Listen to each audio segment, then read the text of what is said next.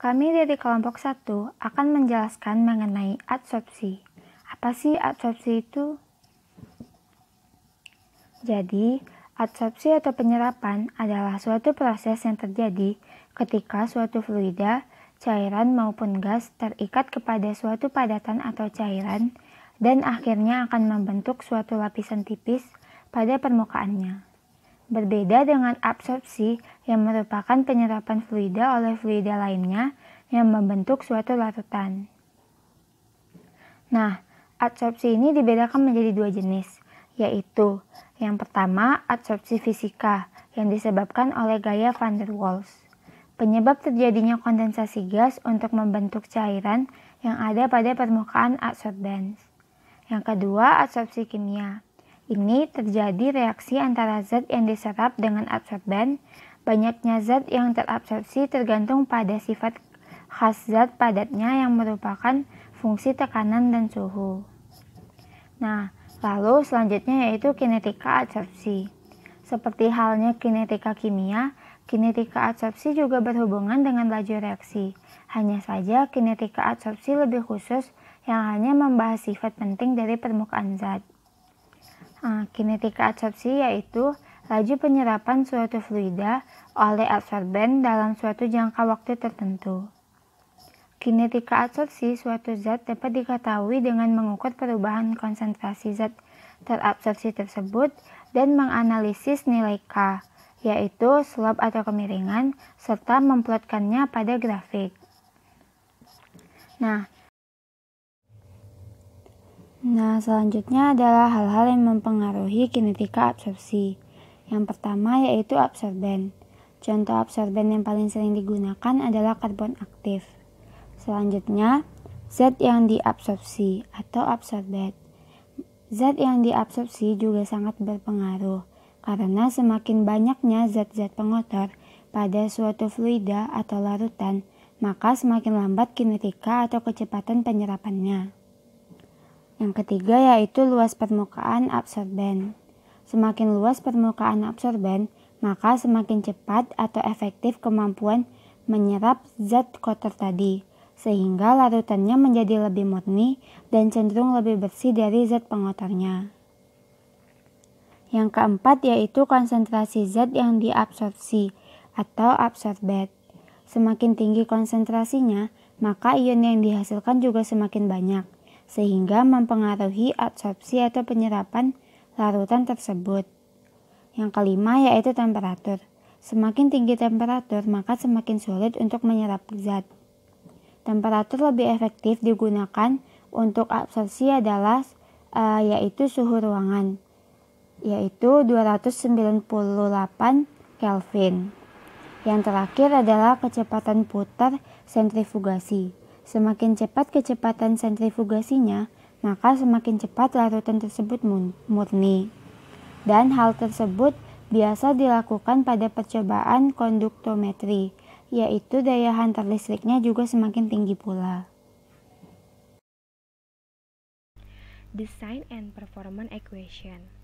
Pada absorpsi, sebagian besar data yang tersedia pada sistem absorpsi ditentukan pada kondisi kesetimbangan.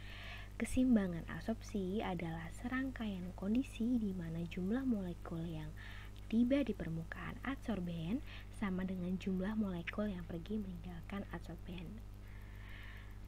Ada beberapa variabel yang mempengaruhi absorpsi, namun dua variabel yang paling penting dalam menentukan kesetimbangan untuk sistem yang diberikan adalah suhu dan tekanan.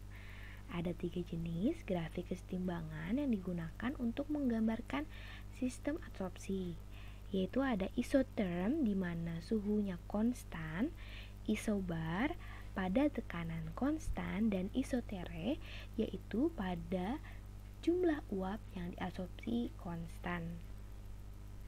Di samping adalah grafik yang digunakan untuk memperkirakan ukuran sistem adsorpsi pada karbon tetaklorida dalam karbon aktif.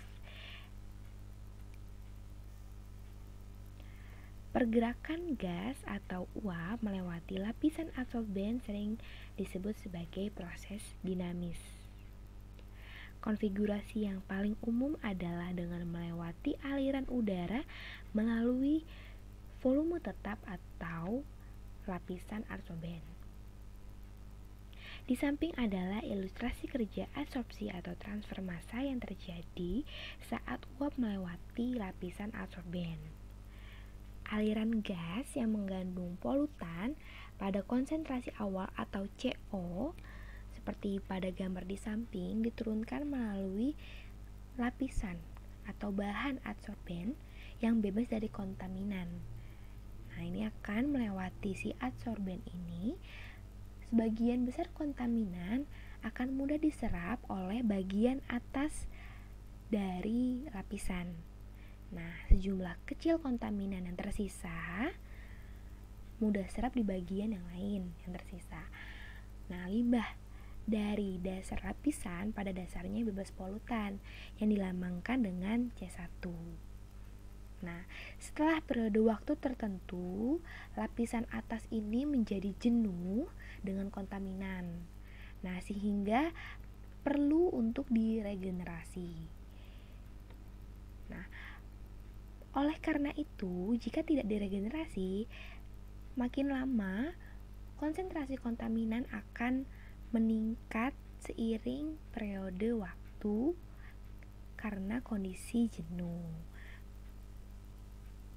Ada beberapa istilah dalam persamaan untuk mengukur kapasitas adsorpsi. Nah, di sini ada 3 persamaan. Yang pertama BRK, yang kedua WC, yang ketiga adalah fraksi WC. Nah, BRK adalah breakthrough capacity atau kapasitas lapisan di mana uap inert mulai habis, yaitu sama dengan 0,5 dikali CAP dikali MTZ ditambah CAP dikali Z kurang MTZ dibagi Z. Nah, CAP sendiri adalah equilibrium capacity atau kapasitas dari persamaan sistem adsorpsi. Dan MTZ adalah mass transfer zone atau zona sempit adsorpsi. Dan Z-nya adalah ketinggian lapisan. Kemudian ada WC atau working capacity atau working chart, yaitu jumlah aktual yang teradsorpsi di adsorber. Range-nya adalah 0,1 sampai 0,7 dari SAT. SAT sendiri adalah saturation capacity, yaitu jumlah maksimum uap yang dapat diadsorpsi per satuan massa karbon. Nah, untuk menentukan working capacity dapat menggunakan persamaan WC sama dengan 0,5 dikali CAP dikali MTZ dibagi Z ditambah CAP dikali Z kurang MTZ dibagi Z kurang HIL. Nah, untuk HIL sendiri adalah sejumlah kecil sisa uap tertinggal di lapisan adsorber. Nah, kemudian di sini ada untuk menentukan fraksi dari SAT atau dari CAP, di mana working capacity sama dengan fraksi CAP atau equilibrium capacity dengan range 0 F antara 0 sampai 1. Untuk adsorpsi multi komponen dapat menggunakan rumus WC sama dengan 1 dibagi jumlah dari WI dibagi CAPI. Nah, N-nya sendiri adalah jumlah komponen, WI sendiri adalah fraksi massa I dalam komponen N yang tidak termasuk uap pembawa atau carrier gas. CAPI adalah kapasitas equilibrium pada komponen I. Nah, untuk komponen yang terdiri 2 A dan B sistem, nah persamaannya menjadi WC sama dengan CAPA dikali CAPB dibagi WA dikali CAPA tambah WB dikali CAPB. Setelah menentukan waktu suatu service atau working charge. Selanjutnya, faktor-faktor yang dapat dipertimbangkan dalam mendesain suatu proses absorpsi. Pertama, ukuran partikel adsorben. Kedua, kedalaman adsorben fisik, kecepatan gas, suhu saluran aliran gas yang masuk ke adsorben, konsentrasi kontaminan yang akan diserap, lalu konsentrasi kontaminan juga yang tidak diserap termasuk kelembaban, efisiensi removal, kemungkinan penguraian atau polimerasi kontaminan pada adsorben, frekuensi operasi, kondisi regenerasi, tekanan sistem, dan penurunan tekanan sistem. Nah, untuk menentukan suatu pressure drop, di sini ada korelasi yang sudah diberikan, di mana delta P dikali GC dikali DP dikali epsilon pangkat 3 dibagi Z kali 2 dikali rho V kuadrat dikali 1 kurang epsilon sama dengan 75 dikali 1 kurang epsilon dibagi RE atau Reynolds ditambah 0,875, di mana delta P ini adalah pressure drop atau penurunan tekanan gas, satuannya pound per feet kuadrat atau feet square. Z-nya ini adalah ketinggian kemasan atau lapisan atau packing, satuannya feet. GC adalah konstanta konversi, yaitu 4,18 kali 10 pangkat 8 pound feet pound kali per pound hour square. Kemudian ada diameter partikel efektif, ada epsilon yaitu volume fraksi pada bagian lapisan kering, satuannya volt kubik atau volt pangkat 3 void per feet cubic package volume.